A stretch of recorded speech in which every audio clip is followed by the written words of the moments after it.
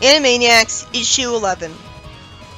Brain tells Pinky he doesn't have a plan to take over the world tonight, and Pinky says that's alright, before being confused. Brain says what he's planned for tonight is only stage 1 of his newly modified modus operandi that he thinks could eventually lead to him taking over the world. Why can't he get a take over the world's plan on the same night after that? I thought the story was going to stand out because it'd be about something else. He wouldn't have talked like this then. Brain shows Pinky an invention resembling a blow dryer and says he's got a ray gun that can duplicate anyone or anything he wants. So he could ruin the economic value of anything if he used it on it enough times, and create a whole new person who could easily take over someone's life. That's pretty dangerous. But it's also overpowered, making all of his money-making schemes stupid because he could use this instead. Brain wastes his time asking if any of his plans ever worked when he knows the answer, and Pinky has a stupid response to why they never succeeded. Brain says his plans always fail because of Pinky, so he plans on cloning himself to have a new partner, an unusually smart plan. This must be a different universe from the episode of the show where he learned that he needs to have a partner like Pinky and couldn't stand to have another smart partner. If his partner was him, he'd make the same stupid plans and wouldn't see what's wrong with them, so the plans would often be doomed to fail anyways. But still, a lot of his plans weren't fundamentally flawed and did only fail because of Pinky. So this is John is savvy. Except it's obvious to us that he would miss Pinky and give up on this, because he won't just erase his memory of him.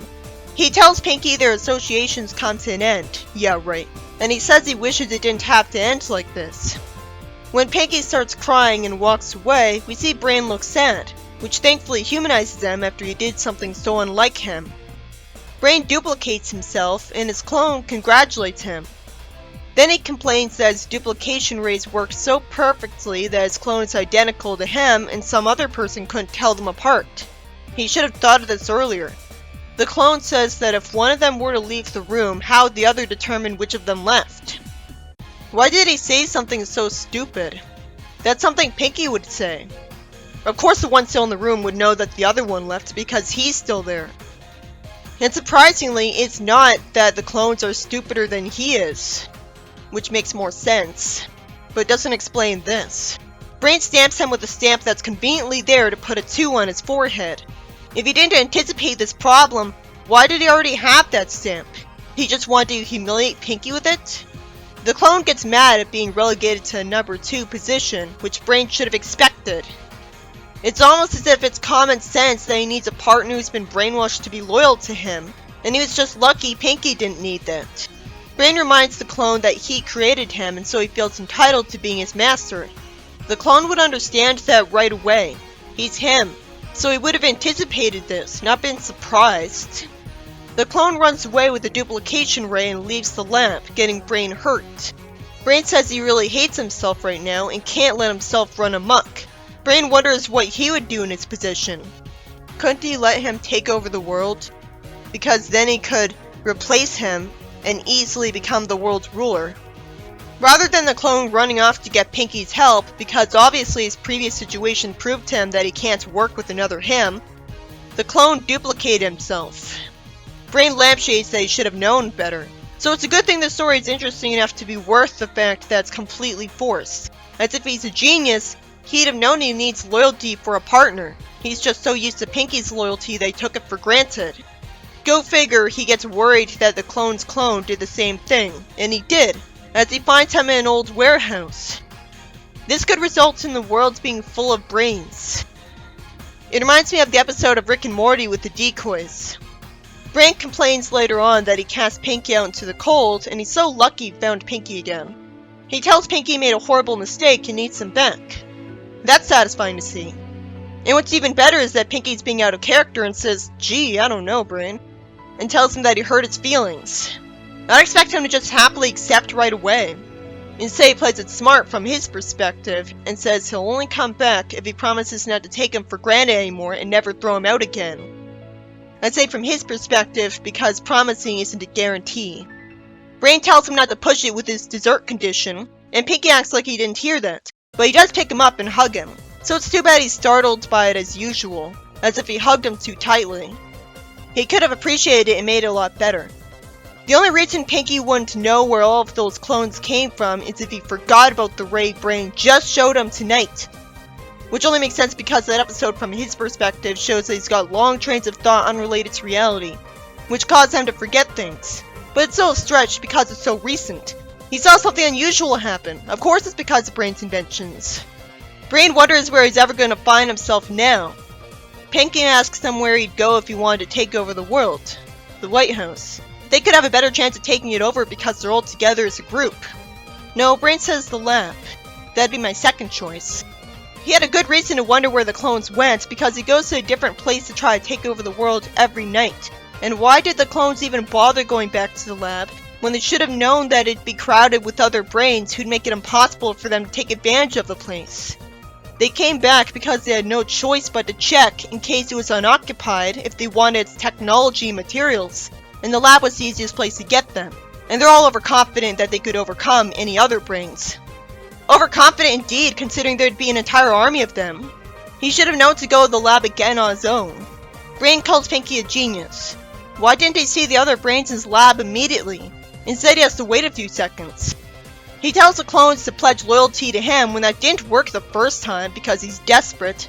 And of course the clones want to be the master instead and want Pinky as an assistant. I knew it. Pinky loves that they're fighting over him. He says, "Oh, Brain, it's so nice to be wanted again." He sees the brains miraculously climb the table, even though there'd be nothing for them to actually grab onto while doing so. Brain tells Pinky to aim the ray at his duplicates and fire when he says no. This gets rid of the sentient beings, with them being perfectly fine with their first act of murder for some reason. And the beam reflects off a shiny surface on the microscope back at the ray gun. This destroys it for no reason, overloading it. Brain says that for no reason it couldn't withstand over 1,000 uses in a single evening. So at least it has some limit when it comes to ruining the value of an object. Brain says he'll fix it, and it turns out there's tons of Pinkies now. That'll freak out the lab workers. You'd think if he's too attached to Pinky to kill him, he'd have to tell Pinky to do that to the clones of Pinky, who would know what they're planning ahead of time and they'd all scatter and run away in different directions. So he'd never be able to get rid of all of them. Also, how could he fire the ray gun before the lab workers would come in the next day and remove the other Pinkies? Animaniacs Issue 12. After time traveling to 1962 and humoring Pinky on his idea to get new hairdos to match, Brain says that his daily thoughts have finally borne fruit. And while it was way more likely to be a figure of speech, I don't blame Pinky for asking for an apple then, because Brain can do anything, and his plans are silly and random, so he could have actually borne fruit. Brain says that in 2 days, some of the planets will orbit past Earth, leaving a straight path towards the sun. So he plans on building a giant rubber slingshot around the Earth and threatening to shoot into the sun if he's not given leadership of the world. So he'd never be able to do this because he'd never get access to that much rubber, as obviously he'd need more rubber than the entire mass of the Earth. Pinky thinks the only problem is who will aim the slingshot. Isn't it obvious he could make a robot to do that? A giant robot? Brain says it's somehow well known that the Earth's entire rubber supply has been diverted to make go-go boots. It wouldn't be the entire supply. Brain wonders how to get it, and Pinky talks about the TV showing off those very boots, telling him to look at them dance. So Brain plans on throwing a party to lure people to him to steal their rubber boots. I guess it'll go with the idea that people are so desperate for parties they'll have them anywhere and with anyone, no matter how unpopular. Which is why that girl in Malcolm in the Middle let people go to her party when she was told no one would. Pinky says they could simply steal their boots when they're sleeping, but overthinks things and assumes that if they ate too much at the party, their feet would be too bent for the boots to come off. Even though clearly their feet won't expand that fast. Brain says that the friction of the dancing boots on the floor will cause static electricity, and he says this will trigger his machine. Oh, but Pinky's gonna power it by pedaling this generator. That's disappointing, because in real life, people have invented a way for the dancing clubs to power generators. So he could have done that instead of trusting Pinky. He says the machine will suck the boots off their feet as they dance. And they'd see that and immediately freak out and try to get them back on. And these two little mice wouldn't be able to get them, especially considering how big the boots are compared to them. He's better off going with Pinky's plan, unless the boots are going to be sucked to a place that nobody but Brain could retrieve them. It cuts ahead, and it turns out Brain rented a hall instead of trying to throw the party in the lab. I guess he assumed the lab workers would see and stop the party. He also spent the money to hire a band, so at least he gave people money to try to make up for this plan. Of course, it's pretty easy to figure out how he could have had the money, either a past scheme or someone else's money. Brain hopes the band plays soft hits or their machine might overload. Why did he ever trust a machine that could be made to overload so easily? All this dialogue did was seem to completely give away how the plan's gonna fail in an unsatisfying way that could have easily not happened and came out of nowhere. Now I wish it skips to the end because every page after this seems like a waste of my time.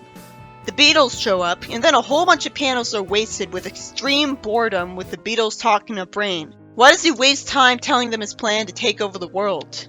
And they don't care. Which makes sense because he's a little mouse and always fails anyways.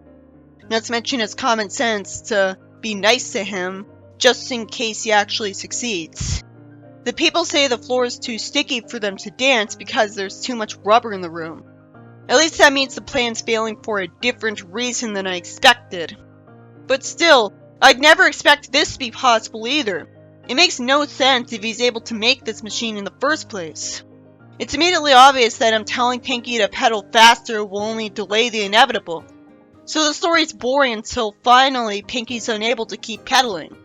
The people in the dance decide to leave because they think the concert's over, and an explosion happens. And Brain's dialogue in the last few panels is just stilted. I assume they're quoting lyrics, but they wouldn't do that. It should have ended here because nothing matters after this point. Animaniacs issue 16. After redundant panels, eventually Brain tells Pinky that he somehow reprogrammed a mere wristwatch calculator to send funds from anywhere to his Swiss bank account, and he says everyone has one. Which would only make sense if he didn't mean that and was just trying to be smug. Is it realistic that a non-citizen, non-person has a bank account in the first place? He's a lab mouse. I guess he has a fake identity? At least he only plans on transferring $2 from every account each to his. He says he'll beam the calculations from the watch to a satellite to get global coverage, but he's lacking a powerful enough laser to project the beam. Even though he can make anything, I guess he doesn't have the resources for it, or doesn't know how to make it. Naturally, Pinky ignores him to watch TV, where there's a very boring commercial for a monster truck rally that advertises a tractor projecting a laser light. The largest laser in the world. I like that says the money buys you your seat, but you only need the edge. Brain asks if he's thinking what he's thinking, and at least he finally wonders why he even bothers. I don't know, maybe he's curious about what Pinky's gonna say next? He wants to win the monster truck competition and try to steal the laser when he's in the winner's circle. Pinky says that won't work because they don't have a monster truck when it's obvious his plan was to make one or get one. Brain says he's gonna fix up the truck outside. Brain tells Pinky not to call him Tim, which must be a pop culture reference. Brain wants a crowbar to lift the trunk, and Pinky calls him Tim again, like he doesn't care, and apologizes, and says there's nothing looking like a bird in his bag, when crowbar sounds nothing like a bird. Somehow Brain tells Pinky that something a book recommended is just an unnecessary safety precaution, and it gets crushed by the truck because of it. They get the truck working, and Brain says he'll steer, but it still looks like he wouldn't be high up enough to see what's in the front window. So how's he that dumb? He tells Pinky to jump on certain pedals in response to go and stop, and then tells him to go slower and gets apologized to. Brain says nothing will stop him when he could have easily not bragged that his plan was gonna succeed. So Pinky hears the word stop and cause him to slam into the front window, which could have easily not happened if Brain put on a small seat belt. How do you not think to do this? Pinky would know he doesn't want him to hit the brakes right now because he'd have nothing to gain from it. So this whole scene would only make sense if he was intentionally doing this to spite him for good reason. Brain even threatens to hurt him, so no wonder he keeps suffering. Despite their names not being listed in the monster truck rally, they're still allowed to go in, with the guy acting as if he didn't believe them, even though it's obvious just from looking at them that they really are what Brain says they are. Pinky likes that they're selling food he likes to eat. I wonder if this is foreshadowing how it'll ruin his plan, because these stories do that a lot with something seemingly unimportant regarding him. It turns out Pinky did get some caramel corn, and Brain has his hands behind his back and doesn't want to shake a person's hand. But that makes sense because the guy's an evil smirk and clearly hurt the other racer's hand. Brain refuses with a lame excuse because he's too scared to stand up to him. Pinky gets gum on his hand and thankfully gets away with it. They get back into the truck, and Brain freaks out at seeing the food mentioned earlier in his trunk, covering the calculator. The bad guy from earlier says he helps the other drivers with a tune-up, but laughs like he can't be trusted. And when he sees Brain drawing Pinky with whites, he says he can see he's got enough problems already. So this alone changed his mind about wrecking their engine somehow. The truck rally starts. Brain warns Pinky that their truck is going too fast, and Pinky says the pedal is stuck because of the cotton candy. He thought to dry Pinky with wipes, but he didn't get everything out of the truck? I guess it started before he had the chance. If only Brain thought to tell Pinky he's not allowed to get anything to eat until after he'd win the race. The vehicle ends up upside down on a pole. There's a lot of pointless panels. The two vehicles remaining get pitted against each other in a race to the top of the hill made of cars. The bad guy pops Brain's tire, and he tells Pinky to find an air hose to refill them while he'll start the engine. He finds a hose near some balloons, and the truck has an easy time getting up the car hill, and is basically floating because of the helium in the balloons. I have a feeling this is unrealistic. It was only a few little balloons' worth of helium. The truck ends up on top of the car hill as the bad guy's truck ends up crashing head first. You'd think the truck would be accused of cheating because it was floating and be disqualified. Brain and Pinky jump out of the truck, and Brain says that over time the helium will dissipate. So go figure, it crashes onto Brain and ruins his calculator. He magically survived this because he and Pinky can always heal really fast. This story by Bobby Wace is about Brain making a duplication ray, but somehow not deciding to duplicate a valuable object and get rich, but instead duplicating himself because he's tired of Pinky ruining his plans. I love that he gets the idea that he does that all the time himself, because he's supposed to be a genius, so he would know that. He wouldn't need a machine to figure that out like in the show. But while he had a genre-savvy idea, he should have known that if he was the clone, he'd want to be the one in charge because he always does. So it was common sense for him to have brainwashing prepared for his new partner ahead of time. What's even harder to believe is that every single clone also duplicates himself, even though he should know from experience that it wouldn't work out because he refused to work for his master too. The story ends with Brain getting rid of all of the other brains because they all ran at him at once. He's got no proof that's all of them. This story was by Dana Curtin. This was about Brain having a stupid plan that he shouldn't have thought it could get enough rubber for. And he tries to get some rubber for it, requiring that he use a static electricity machine to try to suck the rubber boots off dancers at a party.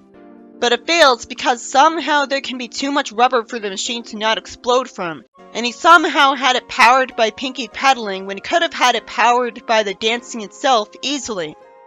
Although he could have had enough rubber for his plan if he actually does have a way to travel to other universes. Because if he can travel to the Land of Oz, he can go to another dimension to get as much of a certain resource as possible. But of course, that would still take forever. This story by Jesse Leon McCann is about Brain wanting to get access to a powerful laser from the winner's circle of a monster truck rally for a money-stealing plan that was at least only going to steal a minor amount from each account. You'd think since he can make any invention for the plots, as if resources aren't a problem, he'd be able to make the world's largest laser himself. Instead he relies on Pinky to use the pedals of his monster truck. At least it was surprising because what ruins his plan isn't the fact that Pinky got food from the rally all over the truck. Pinky's why they got as far as they did. But when the bad guy lets air loose from one of their tires, Pinky gets told to use an air hose to fill it up. with no mention of the fact that they have to block the hole in the tire. And he uses a hose near some balloons that are there for some reason, and the helium causes the truck to float. This probably doesn't make sense because the combined mass of the balloons don't add up to the mass of the truck. And of course, the truck lands on Brain's calculator,